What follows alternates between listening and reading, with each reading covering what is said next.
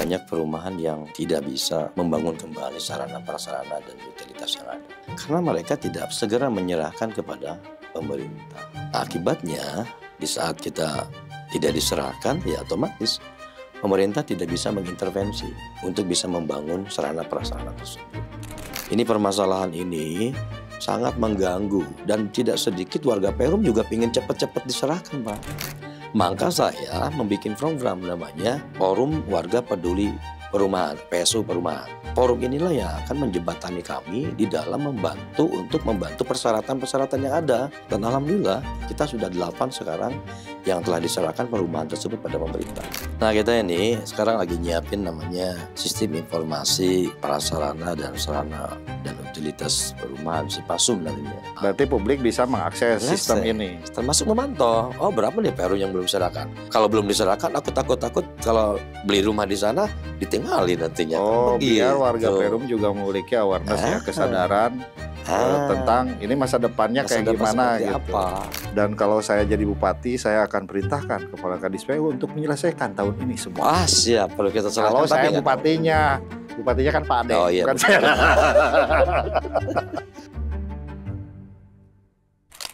Bismillahirrahmanirrahim. Assalamualaikum warahmatullahi wabarakatuh. Baraya Priangan. Kali ini saya menghadirkan seorang tamu yang sangat istimewa sekali. Beliau adalah Kepala Dinas PUPR Kabupaten Tasikmalaya, Bapak Aam Rahmat Slamet. Tepuk tangan dulu, biar tidak tegang. Siap. Kita biasa berbincang politik. Saya hari ini akan pengen membahas satu hal yang penting.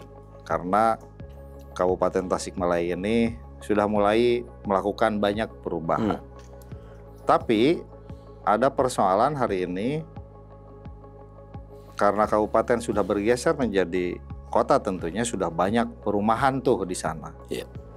Dan perumahan itu diantaranya banyak sekali yang terbengkalai dari sisi prasarana, sarana, dan utility. Gimana Pak Am?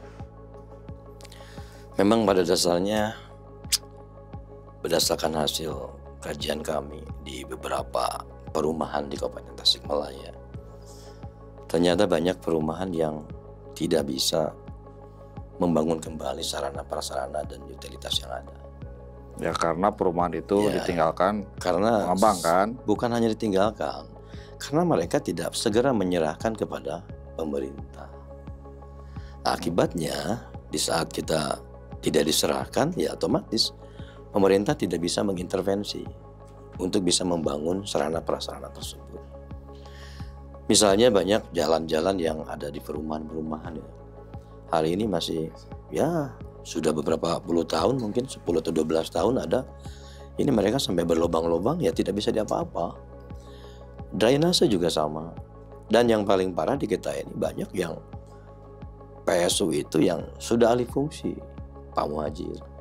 Maksudnya lahannya atau apanya yang tadinya harus jadi taman karena tidak terurus, malah banyak yang dijadikan semacam warung gitu sama warga, atau dipakai tempat parkir warga. Padahal itu kan tidak boleh dimiliki oleh orang per orang, begitu Pak Muhajir. Karena sejak perencanaan ketika si pengembang mengajukan perumahan itu kan tata ruangnya sudah diajukan, kan ada prasyarat. Udah. Sehingga kalau misalkan tidak segera diserahkan kepada pemerintah, itu bisa beralih fungsi, dan kalau sudah beralih fungsi susah untuk penyelesaiannya. Betul. Tuh. Lalu kondisi hari ini faktanya seperti apa? Katanya cuma 2 Perum saja yang sudah menyerahkan ke itu. Jadi berdasarkan data terakhir yang kami miliki di tahun 2023, itu baru dari 139 Perum, baru 2 Perum yang telah menyerahkan pada pemerintah PSU-nya. Kebayangkan itu, banyak yang Perum sudah dibangun 12 malah 13 tahun lalu. Itu mereka tidak bisa apa-apa. Padahal warga Perum juga memiliki hak yang sama kan dari pemerintah. Ketika di Perum itu jalannya bocok-bocok gitu kan. Betul Kang Muhajir, begini. Karena kan banyak Perum yang parah gitu di kabupaten itulah kondisinya. Itu bukan berarti pemerintah tidak pengen intervensi, ya. Tapi pemerintah tidak bisa gitu. Ya, justru kita sebetulnya ada sedikit opini yang dibentuk atau dibangun seolah-olah PSU ini tidak diserahkan karena pemerintahnya tidak mau terbebani oleh pembangunan. Itu salah. Padahal pemerintah kita dari jauh-jauh hari sudah melakukan regulasi agar setiap pengembang yang membangun perumahan itu agar secepatnya dia menyerahkan, agar kami pemerintah bisa mengintervensi. Betul tadi, kita juga ingin melindungi hak dasar daripada warga. Warga kan membayar PBB sama, bayar pajak lainnya juga sama, tapi warga tidak bisa menikmati seolah hasil pembangunan. Dikarenakan tadi pemerintah tidak bisa langsung ikut campur masuk untuk membangun perumahan tersebut. Begitu. Oke, berarti ada berapa perum sekarang secara total yang sudah dibangun? Yang ada sekarang ini 139 perum. Dari 139 perum itu ada berapa?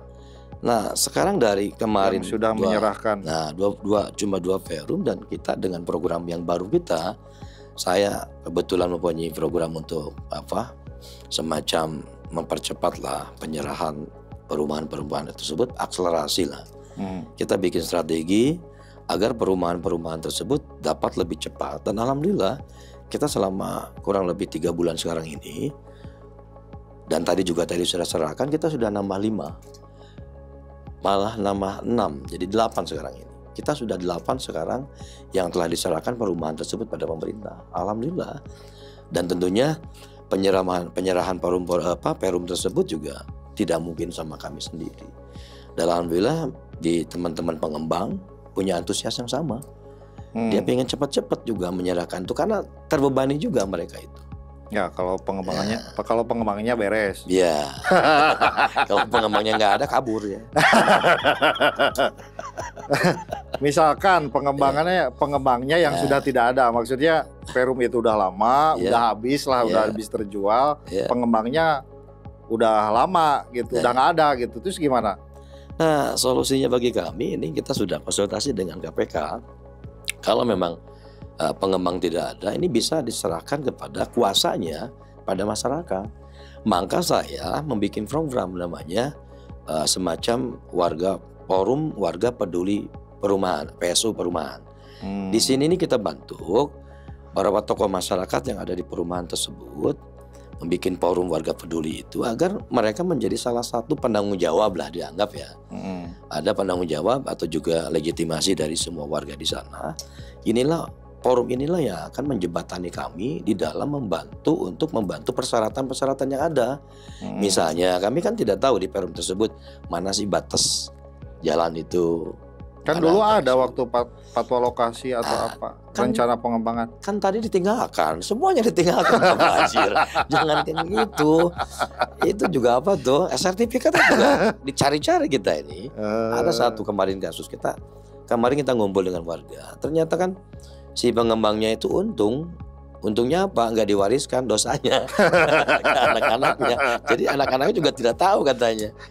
Dalam artian ya kita harus dibantu sama mereka, mungkin ada di Pak RT-nya, ada di Pak RW-nya, atau mereka juga tahu minimal batas-batasnya. Dan kita setelah forum ini terbentuk, ini akan sangat membantu kami lah.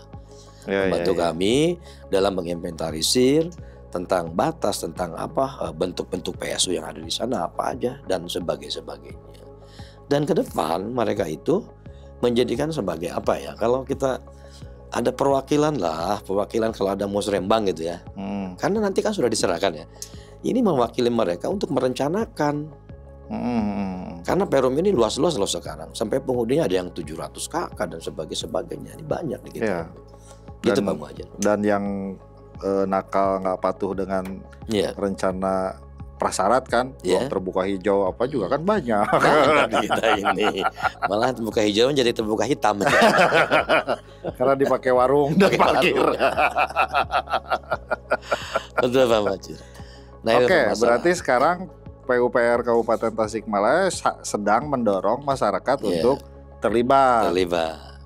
Karena jumlahnya kan banyak sekali mungkin ya, ada berapa ribu penduduk tuh yang menempati 139 perum itu. Ini rata-rata hampir 500 sampai 700 kakak.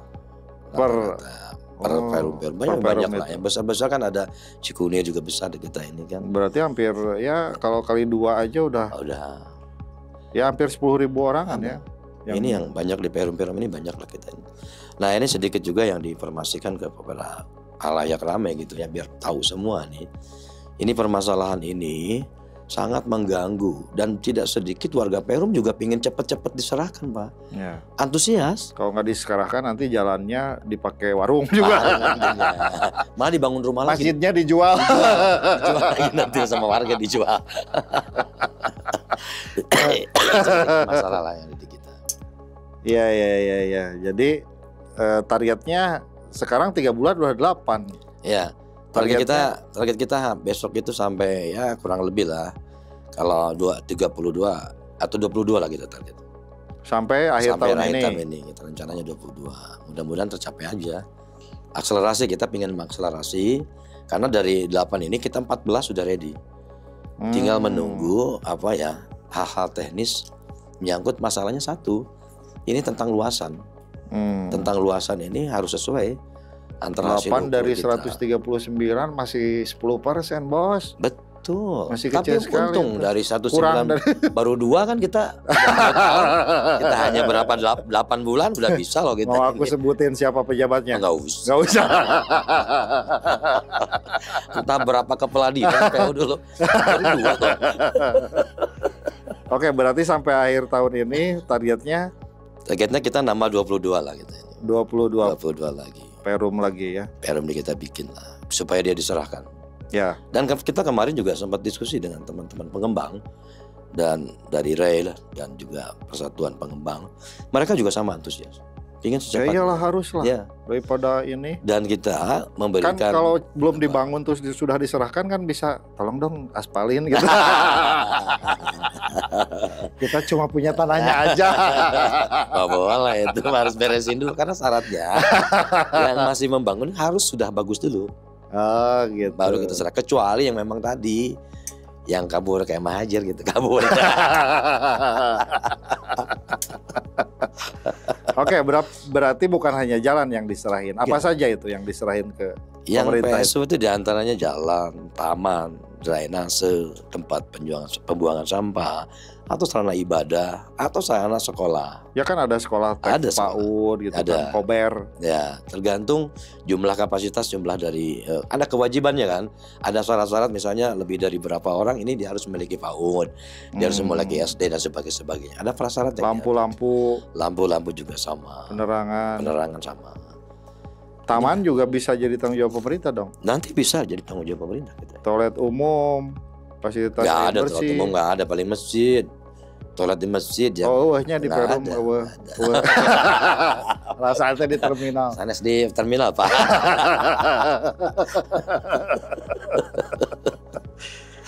Oke, jadi ini akan segera dipercepat program ini. Program percepatan serah terima PSU perumahan namanya ya. Betul. Jadi di akhir tahun ini dan di kedepannya mohon kepada pengembang jangan dulu pergi ya gitu ya. Serahkan dulu ke pemerintah. Biar sama-sama enak gitu. Ya, kalian harus jadi orang yang bertanggung jawab. Biar warga Perumnya bisa dilayani oleh pemerintah.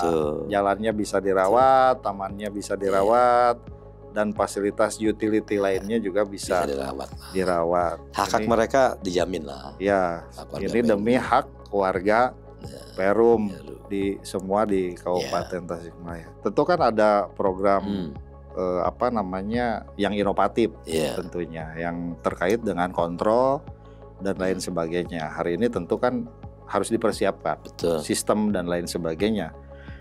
Biar masyarakat juga bisa ngontrol itu. Apa yang disiapkan?